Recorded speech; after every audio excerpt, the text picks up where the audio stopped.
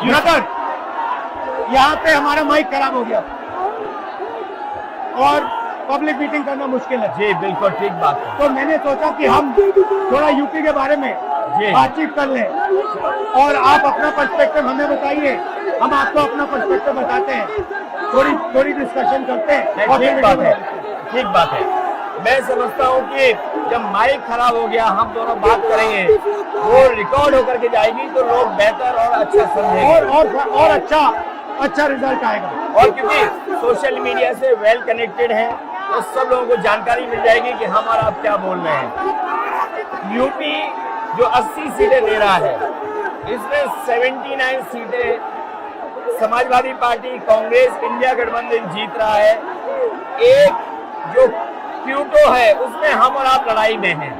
और इस बार क्यूटो नाम कैसे जापान वाला ही है? ये क्यूटो क्योंकि जो प्रधान सांसद हैं उन्हें सपना दिखाया था काशी के लोगों को कि दुनिया की सबसे बेहतर सिटी बनेगी क्यूटो। तो क्यूटो बनी नहीं बनी काशी के लोग ये तय करेंगे और फिर वोट डालेंगे। तो इस बार मन मर्जी नहीं चलनी है, मन की बात नहीं चलेगी, हमारे आपकी बात और 140 करोड़ लोगों की बात और संविधान की बात होगी। और आपने देखा, हम सब ने देखा कि यूपी को नरेंद्र मोदी जी ने बेरोजगारी का सेंटर बना दिया और इतनी बेरोजगारी की है। ये जितने बच्चे दिखाई दे रहे हैं ये वो लोग हैं, दिखाओ जो अग्निवीर या पेपर लीक जिसकी वजह से इन्हें नौकरी नहीं मिली है और ये सब रोजगार नौकरी चाहते हैं। बीजेपी ने जो झूठे सपने दिखाए थे इन्वेस्टमेंट मीट के, जो झूठा सपना दिखाया था डिफेंस एक्सपो का, जो सपने बेचे थे G20 में, लेकिन इन नौजवानों को न नौकरी मिली न रोजगार मिला, आज ये खाली हाथ हैं। तो इसलिए हमें और आप मिलजुल के जो आपने कहा, जो इंडिया गठबंधन कह रहा है कि 30 लाख बच्चों को नौकरी दी जाएगी, उस दिशा में हम लोग काम करेंगे। और पहली नौकरी पक्की स्कीम जिसके माध्यम से हर ग्रेजुएट को नौकरी का अधिकार, बेहतरीन ट्रेनिंग और बैंक अकाउंट में 1 लाख रुपए साल के। आपने नोट किया कि मोदी जी खटाखट बोलने शुरू कर दिए। ये आपके खटाखट के बाद वो रटारट खटाखट कर रहे हैं। अच्छा, आप एक बात बताइए, मुझे क्यूरियोसिटी है, थोड़ा आप अपने पापा के बारे में मुझे बताइए जी। मुलायम सिंह यादव जी के बारे में बताइए। आपने उनसे क्या सीखा? नेताजी और उनके साथ के लोग बिल्कुल जमीनी राजनीति करते रहे। हालांकि नेताजी कुश्ती, पहलवान और गांव के थे। करते हो कुश्ती? नहीं, मैं कुश्ती नहीं कर पाया जीवन में, क्योंकि मैं मिलिट्री स्कूल में चला गया तो कुश्ती नहीं कर पाया। लेकिन नेताजी इसीलिए धरती पुत्र बोले गए कि वो जमीन की बात को समझते थे। धरती पर जो लोग हैं उनकी क्या भावना है उसको लेकर के वो आगे बढ़ाना चाहते थे। और आपका इस क्षेत्र से और इस शहर से आज का लगाव नहीं है, न जाने कितने सालों पुराना लगाव है। जो इमोशनल कनेक्ट आपका इस शहर और शहर से है वो शायद और किसी राजनीतिक परिवार का नहीं होगा। तो नेताजी से उनका हार्डवर्क और अपने लक्ष्य के लिए लगातार काम करते रहना, जो गैर बराबरी की लड़ाई डॉक्टर राम मनोहर लोहिया यहीं लड़े थे। हालांकि हमारी आपकी विचारधारा की यहाँ टकराव रहा, लेकिन हमारे व्यक्तिगत या जो सिद्धांत में कभी समझौता नहीं हुआ। सिद्धांत को लेकर के हमने आपके साथ खड़े हुए और कई बार खड़े हुए, और आपकी भी पार्टी सिद्धांत से बहुत करीब रही समाजवादियों के। बट मुझे लगता है कि अब एक नई तरीके की पार्टनरशिप बन रही है, क्योंकि जो इस बार हमारा कोऑपरेशन है, शायद पहले ऐसा कोऑपरेशन नहीं हुआ। मतलब बिल्कुल सब जुड़ गए। सबसे अच्छा ये है कि जितना उन्होंने कहा 2 लड़कों की जोड़ी, उतना युवा आपसे, हमसे, इंडिया गठबंधन से और जुड़ गया।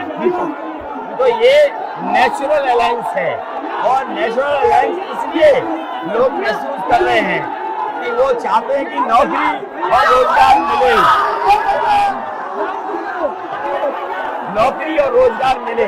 तो ये बड़ी भावना है कि हमसे आपसे ये यूथ कनेक्ट कर रहा है। सबसे सबसे बड़ी बात, महंगाई की चोट सबसे ज्यादा इन लड़कों को लगती है। हमारी थिंकिंग है और आपकी भी है कि ये जो 22-25 लोगों को नरेंद्र मोदी जी ने पूरा का पूरा धन पकड़ा है, उसको ठीक करने के लिए जो हमारे युवा हैं, माताएं बहनें हैं, उनको डायरेक्ट बैंक अकाउंट में पैसा देना है। देखिए, ये जो लोगों के पास पैसा पहुंचने से जो अर्थव्यवस्था को लाभ मिलेगा, मैं समझता हूँ इनका भाग्य भी बनेगा और देश की अर्थव्यवस्था ही बेहतर होगी। ये जरूरी स्कीम है कि इनके अकाउंट में पैसा पहुंचे, जिससे थोड़ा बहुत जीवन स्तर इनका भी अच्छा हो। नरेंद्र मोदी जी डिबेट से क्यों डरते हैं? क्योंकि वो सच का सामना नहीं करना चाहते। पूरा उनका झूठ का गुब्बारा है। वो बीजेपी और बीजेपी के लोग मन मर्जी से चलते हैं, अपनी मर्जी से चलते हैं और उनको लगता है कि डिस्कशन की कोई जरूरत नहीं है, क्योंकि वो सब कुछ जानते हैं। डेमोक्रेसी में जितना डिस्कशन होगा, जितने विचार एक दूसरे को हम सुनेंगे और एक दूसरे पे भरोसा करेंगे, उतना हमारा लोकतंत्र मजबूत होगा। ये बीजेपी के लोगों ने न केवल हमारी जान को खतरा पैदा किया है, बल्कि लोकतंत्र को भी और संविधान को भी खतरा पैदा कर रहे हैं।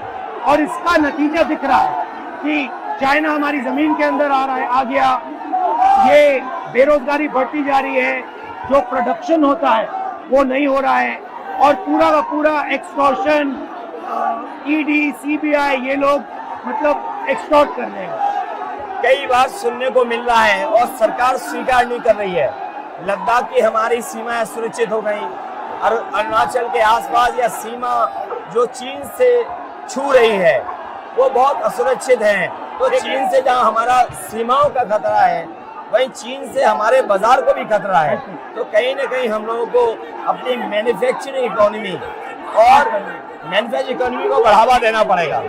और ये जो स्कीम्स है, पहली नौकरी पक्की और महालक्ष्मी, ये मैन्युफैक्चरिंग सिस्टम को, इकोनॉमिक सिस्टम को जंप स्टार्ट करने के तरीके हैं। ये बहुत अच्छा जंप स्टार्ट होगा। इसको अगर फोकस होकर के आईआईटी, पॉलिटेक्निक, इंजीनियरिंग कॉलेजेस को, इन सबको इकोसिस्टम में ला करके, मैं समझता हूँ युवा नौजवानों को अच्छी नौकरी और रोजगार मिल पाएगा। और हमारा लक्ष्य है कि सब, हर जात को भागीदारी मिले, स्पेस मिले, हर इंस्टीट्यूशन में, बिजनेस में, एजुकेशन के सिस्टम में। तो वो हमारा, हम दोनों का लक्ष्य है। बिल्कुल। और क्योंकि जो बात सभी दल कहते थे, आज इंडिया गठबंधन कांग्रेस भी कह रही है कि सामाजिक न्याय जरूरी है, जाति गणना जरूरी है। देश के लिए ये बड़ी चीज है। जो दुनिया में अमेरिका है, यूरोप है, अपने उन लोगों के लिए जो पीछे छूट जाते हैं, उनके लिए कुछ काम करते हैं। तो हमारा जो देश जाति के आधार पर पिछड़ा है, तो इसको आगे बढ़ाने के लिए ये बड़ी भूमिका होगी इस बार। बहुत अच्छा लगा, अच्छी बहुत मीटिंग अच्छा रहा, बहुत अच्छी मीटिंग है। मुझे लगता है कि ये यूनिक मीटिंग है क्या?